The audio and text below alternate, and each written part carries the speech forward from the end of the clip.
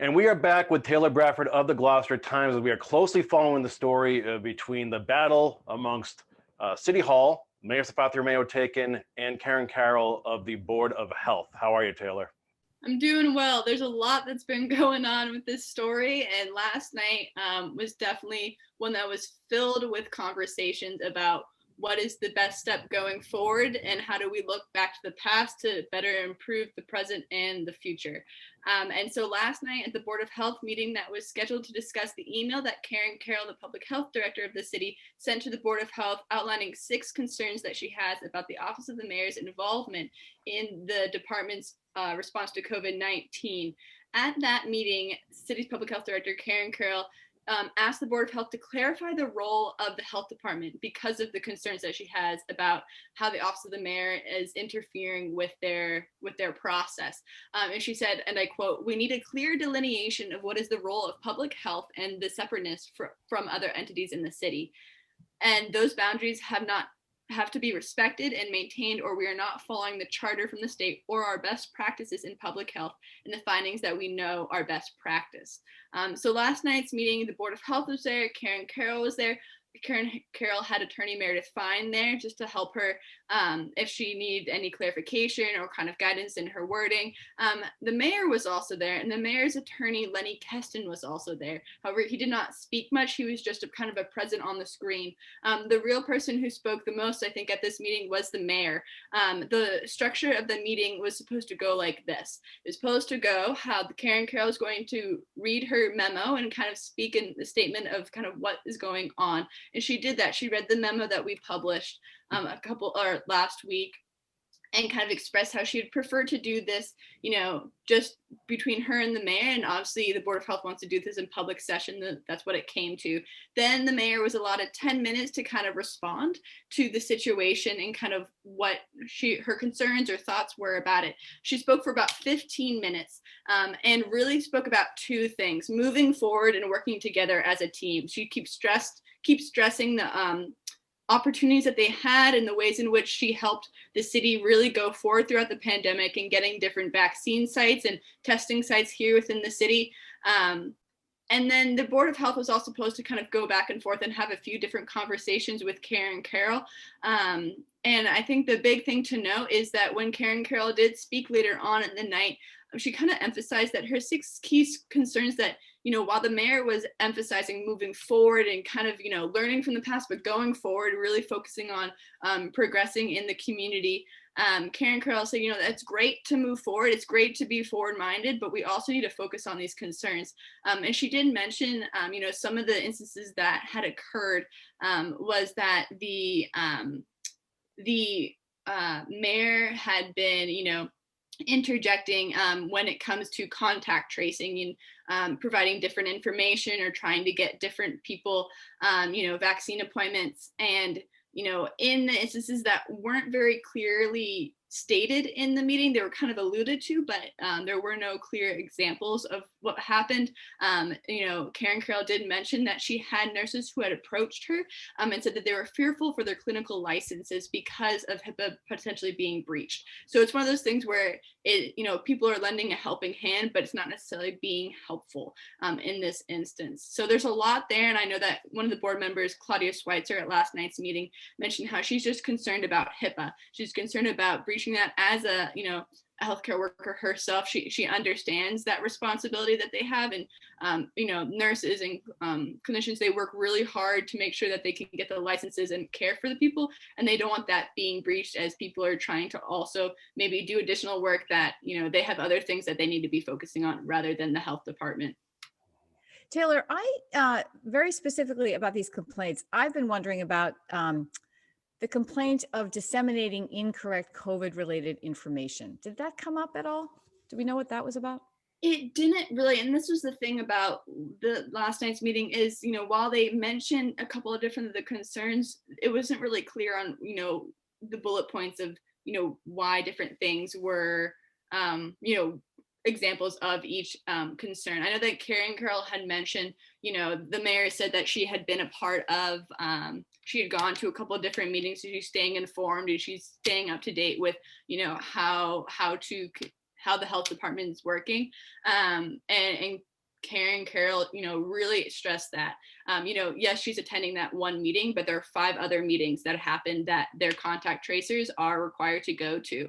And in addition to that, that the information is constantly changing. And so while the mayor, is staying up to date and informed, she also has, a million other things to stay up to date and informed, where the health department is fully focused on this. And so they're most aware at the most timely manner when things change. And so something that might have been true an hour ago is now old news. And so she really stressed that, you need to leave it up to the healthcare workers and the health department to ensure that this information gets disseminated properly, because if it doesn't, it could lead to a lot of people being confused and a lot of just detrimental and inequity within the city.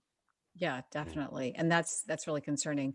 So I also have a question, and then I'll let you go, Corey, about sort of the general timing of this. I mean, it has been a long year for everybody, for the mayor who, took this on, like really embraced this problem from the very start, and Karin Carroll and the Board of Health and everybody. And is there a sense that these are like recent problems, and maybe the mayor is just exhausted, and is this something that's happened more recently, or is this something that, are these concerns that have been happening for a longer time now? Did you get any sense of that?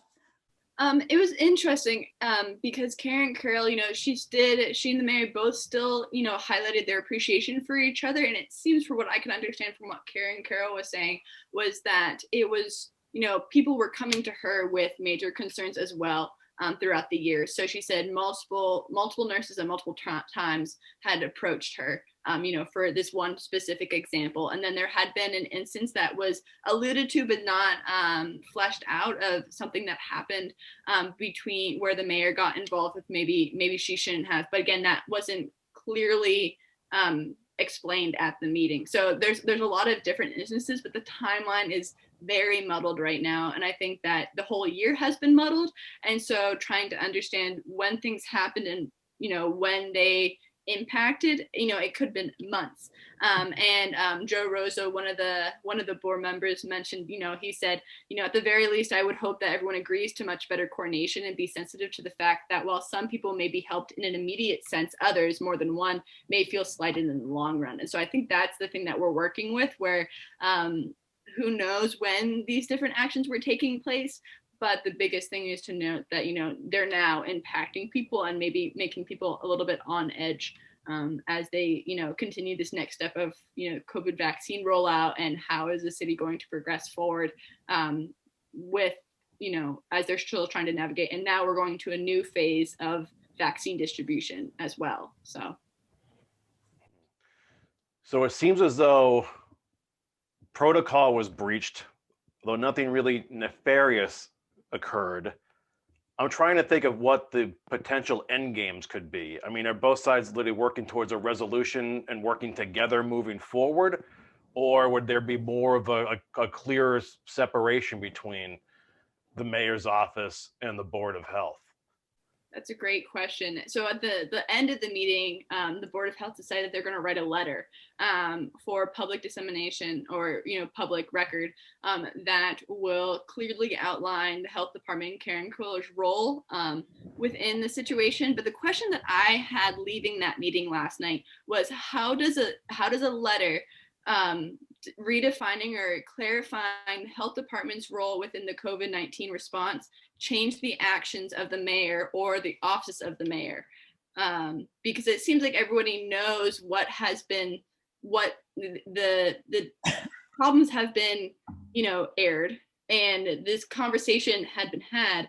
And so, writing it out on paper, how does that change actions, or how does that find a solution or keep people accountable? And that's something that I don't know. And I'm curious to see, as they go forward, what that might look like. Taylor, I have questions about the state's involvement in this, because ultimately the state is trying to mitigate the impact of COVID-19 on the entire state, right? The governor and Mary Lou Sutters, excuse me. So, and the way they are doing this is through local boards of health. So is there any question of the mayor's office being accountable to the state? Will they have to answer state questions, do you think, at some point? So I don't know that, and that's a great question to follow up on. All of that I know as of right now, which was articulated in the meeting last night, is that the way in which the structure should work, and that many Board of Health members emphasized last night, is that the health department responds and discusses things with the Board of Health. The Board of Health then goes to the state, and that process is there for a reason, to keep politics out of it, to keep politics of the city out of it. And so once that breached, it becomes kind of a little bit more confusing. So I don't know how the state can get involved, or how maybe the Board of Health or the Office of the Mayor can reach out to the state to get more guidance. I think that's something for a great follow-up to understand that better. But all of that I know is that they know what the process should be, and some people are seeing that process isn't being followed. So I don't know what it'll look like going forward, and I don't know how the state will be involved. But I'm sure that they're aware of the situation, as things are kind of getting a little bit more heated in the city these days. So, and ultimately, their goal is to control the virus and get everyone vaccinated. And when there's interference there, or there's, I'm sure there are concerns. Yeah. So Taylor, in regards to this specific story, I mean, we know we're going to talk to you again next week about the latest going on with you and the Times. So the next step seems to be that letter from the Board of Health. Yes. Yeah. And we need to figure out when that letter is going to be written. I'm wondering if it's going to be, if they're going to set up another meeting to do it in public session, or if they're going to wait until their next Board of Health meeting next month. From what I can understand, is they seem to like to do things in public session. And so whether that is another meeting replicable of last night, or if they're going to choose to do an executive session, that has yet to be clear of when that might happen. But we will stay tuned and make sure that we are on top of it when it does happen. Well done. Okay, great work on this, Taylor. We will talk to you next week. And thanks for joining us for a special edition of Cape Ann Today. Have a great weekend, guys. Thank you. You too.